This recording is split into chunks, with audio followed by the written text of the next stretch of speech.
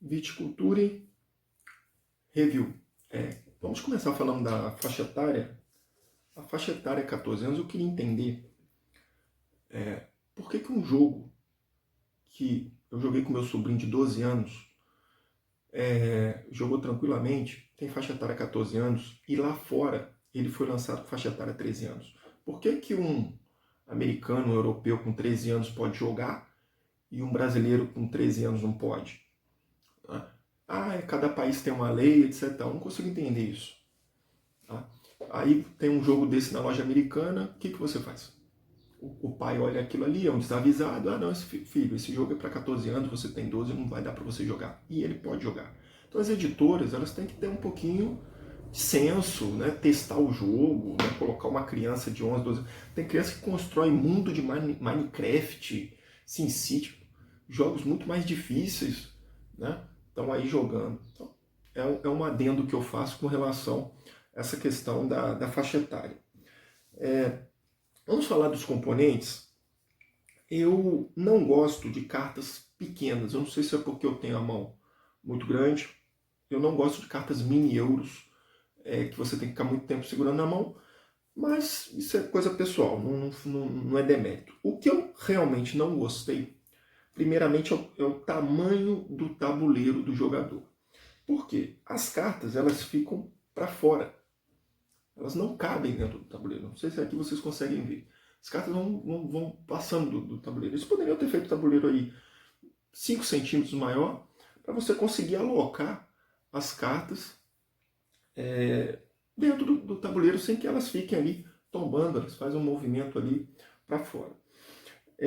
Uma outra coisa que eu não entendi muito bem são essas cartas aqui. Por quê? Se eu quero vender um terreno, eu pego um tokenzinho e coloco no terreno simbolizando que está vendido. Eu não preciso de uma carta. Eu tenho um problema de toque, que eu fico ali com as cartas querendo acompanhar o desenho. E uma carta vai esbarrando no outro à medida que você vai colocando as barreiras, que você vai plantando. Então aquilo, eu não jogo com essas cartas. Quando eu vendo um terreno, eu vou lá e coloco a carta para simbolizar que ele foi vendido. Enquanto ele não foi vendido, eu não coloco a carta. Eu uso o próprio tabuleiro. Então isso daqui é uma coisa que ocupa espaço no jogo desnecessário. Poderiam ser tokens simbolizando, vendido. Se não tiver vendido, se você recomprar, tira aquele token e usa o tabuleiro normal do jogo, que já está com desenho, já está tudo certo. O insert, ele poderia ser um pouco maior. Por quê? Essas cartas maiores, elas não cabem no insert, elas ficam meio assim. Mesmo sem os sleeve. É uma coisa mínima. 3 milímetros que eles aumentassem, caberiam as cartas ali, as moedas por cima, e o insert ia ficar perfeito. Não consegui entender isso, não sei se é um defeito de fabricação do meu jogo, as cartas não encaixam, as grandes. Aí eu tenho que ficar usando ziplock para guardar. As fichas de papelão, de moedinha, depois que eu vi aquelas fichas de metal, eu achei outro nível, né? Elas vieram na versão KS, para quem adquiriu o KS do Tuscany, se eu não me engano. Elas têm disponíveis para comprar, cento e poucos reais, parece que eu vi o preço, R$130, é caro. Para você encarecer um jogo com moedas de metal em R$100, eu acho que talvez realmente não valeria a pena, mas daria, vamos dizer assim, seria a cereja do bolo, porque o jogo é muito bacana em termos de componentes. Então o que eu não gostei do jogo em termos de componentes é isso, a questão do tamanho das cartas, tabuleiro, peças de campo, etc. O que eu gostei, o jogo tem uma arte linda, o jogo é lindo. Tá? Aquela coisa que o manual fala, velha toscana, né? Ele te remete a isso. Né? A iconografia, a forma com que é separada as estações, as cores. O jogo é muito imersivo nessa parte, é muito bem organizado, é muito bonito. Os componentes, o token de vidro, os componentes de madeira simbolizando as estruturas. Nota 10. Aliás, isso é uma característica dos jogos do Stegmaier. Né? Se você olhar os Scythe, o Wingspan, enfim, os jogos dele, tem prima pelos componentes, né? Pela arte e tudo mais. Né? São jogos que também têm a característica de serem mais leves, leve a médio, né? Não são jogos pesados, né? E mesa cheia, ele gosta de mesa cheia. Eu já conversei no outro vídeo, né? Eu já tenho falando sobre o tema, falando sobre os desequilíbrios, se é quebrado ou não, etc e tal. Então, eu só vou dar uma pincelada rápida em relação a uma coisa que eu esqueci de falar no outro vídeo, que em relação ao desequilíbrio, óbvio que o jogo tem um fator de desequilíbrio, isso é fato, e um fator sorte muito elevado. Jogadores euros têm essa dificuldade, jogadores muito competitivos, né? Particularmente isso não me incomodou, tá? Eu adotei o sistema de deck de parreira dividido, tá? Existem outros sistemas, como por exemplo você deixar o mercado aberto de contratos, como é no Ticket Ride, ter o sistema de draft. Existem muitas variantes para tentar amenizar essa questão da sorte, né? Essa questão que muitas pessoas têm essa dificuldade. Eu queria só pontuar em relação ao Tuscany, que eu já encomendei, a pré-venda, que é praticamente obrigatório para quem gosta do VIT ter o Tuscany, tá ok? Eu vou pegar um comentário aqui do Stegmaier, num fórum do BGG, que ele fez em 23 de junho de 2016. Olha o que ele fala sobre o Tuscany. Sei que pode ser frustrante quando o seu pedido de vinhos e suas parreiras não se alinham. Tuscany corrige esse problema, permitindo que os jogadores troquem uvas por outras ou vendam cartas por outras, etc. Então tem ali no Tuscany, você pode trocar uva por dinheiro, dinheiro por uva vermelha por uva, parreira branca, né? Não é parreira não, a uva mesmo, a uva que está lá maturada no tanque, por uva vermelha, você pode trocar por cartas para poder comprar 2 cartas, enfim. Você tem ali um mecanismo que permite que você faça uma troca.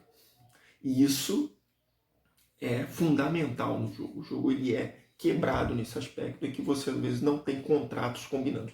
O jogo tem um fator sorte que particularmente não me incomoda tanto nas cartas de visitantes. As cartas de visitantes elas têm alguns problemas. Por exemplo, quando você tem poucos jogadores, determinadas cartas não favorecem tanto.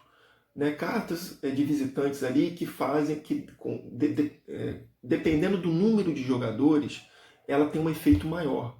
Né? Então você com 5 ou 6 jogadores, você tem um efeito muito forte naquela carta de visitante. Mas num jogo com 2 jogadores, já não tem o mesmo efeito. Tem cartas de visitantes que não te dão pontos de vitória. Aliás, mandam até você perder pontos de vitória para poder realizar uma outra ação. Então, existem esses probleminhas. O que eu me incomodei um pouco mais é com relação a entender que determinadas cartas elas são boas para fases do jogo inicial e fases do jogo mais adiantado. Eu vou dar aqui um exemplo. Aqui nós temos um contrato e temos aqui 2 cartas de parreira. Essas cartas aqui, elas não necessitam de nenhuma construção. Você consegue plantar essa uva aqui, a Sangiovese, a Malvasia, sem nada. Comprou, plantou. No início do jogo é muito bom, porque você ainda está desenvolvendo a sua vinícola ou sua viticultura. E você tem esse contrato aqui que não precisa nem de adega. Uma adega normal já consegue. Agora eu vou te mostrar um outro exemplo. Tá vendo essas uvas aqui? Ó? Elas precisam de estruturas. E esse daqui é um contrato que paga 4 pontos de vitória, mas é um espumante de valor 7. Então, para eu conseguir produzir esse espumante, eu preciso de 2 adegas, né, que vão custar 4 e 6, vão custar 10 liras. E eu tenho aqui uma parreira que exige 2 estruturas, o Chardonnay, que vão me custar 5 liras. Ou seja, eu já tenho 15 de investimento aqui. Naquele outro exemplo, investimento 0 para você conseguir atender o contrato. E essas cartas são ruins? Não, no final do jogo, se você já tiver com as estruturas prontas, né, a coisa ali bombando, as adegas já construídas, é ótimo você pegar contratos caros, né, e pegar parreiras mais caras. Mas no início do jogo você fica travado. Né? Então isso é um exemplo, isso vale também para cartas de visitantes e outras cartas no jogo, que elas são mais adequadas para determinadas fases do jogo. E isso, o que determina isso? Sorte. Tá? Então o jogo ele tem um fator sorte. Muita gente não liga para isso, entende essa coisa, essa dificuldade como um desafio, tentar lidar da melhor forma possível com esses desafios e tudo mais. Mas o próprio comentário do autor, né, do Stegmaier, né, o design, sobre o Tuscany, né, o Tuscany corrige esse problema. Eu já falei no outro vídeo, né, que todas as versões você teve essa busca do Steg de ir equilibrando o jogo, de ir mudando o jogo, de ir tentando equilibrar o jogo. Né? E ele mesmo admite isso. Isso deixa o jogo, vamos dizer assim, é ruim? Não. Eu gosto muito do jogo, principalmente o modo solo. Eu acho muito bom. Né? É um jogo que eu gosto, mas é um jogo que você tem que encarar não de uma forma tão competitiva. Tá? É um jogo para você curtir. Né? O Tuscany adiciona mais complexidade, adiciona mais peso. Né? Mas é um jogo para você jogar de forma relaxada. Se você quer aquele Eurozão mesmo, estilo Ua, estilo Lacerda, você não vai encontrar isso aqui. Não é tanto da característica do Stegmaier fazer jogos assim. Ele tem uma interação baixa, tá? É aquela questão, a emoção fica por conta da corridinha de pontos, né? Aquela disputa, né, de quem chegar primeiro para fazer os pontos. Eu queria pontuar aqui, eu não sei se as pessoas conseguem plantar em 3 campos. Eu não vejo lógica nenhuma em plantar em 3 campos. Eu acho que um campo, o de 5 liras, é para ser vendido e trocado de preferência no moinho, logo de cara. Tá? Eu não entendo muito bem porque que tem 3 campos ali. Enfim.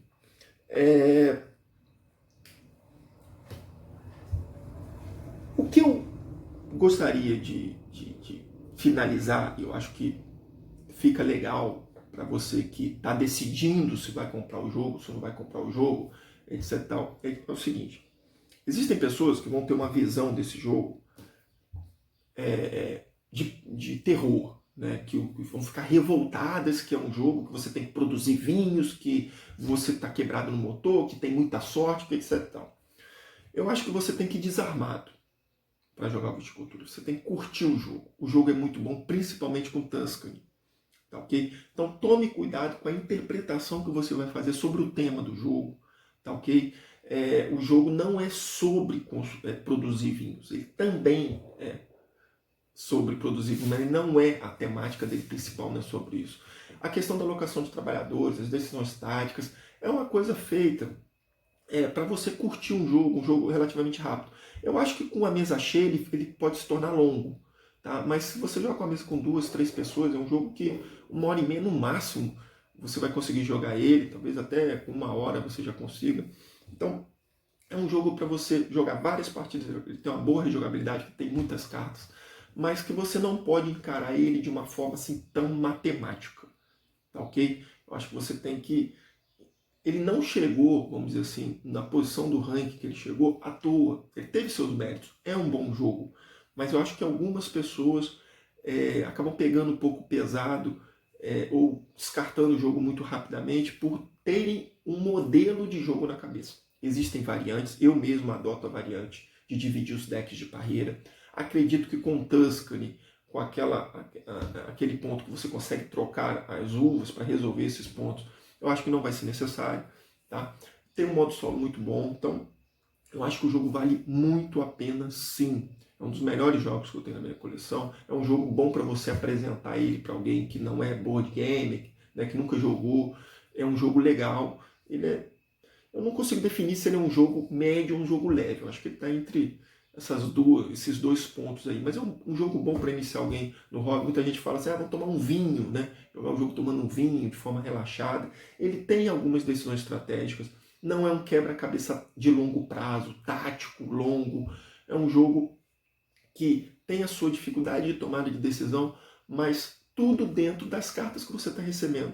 Aceite, se você não estiver dando sorte, a chance de um adversário inferior a você vencer é grande.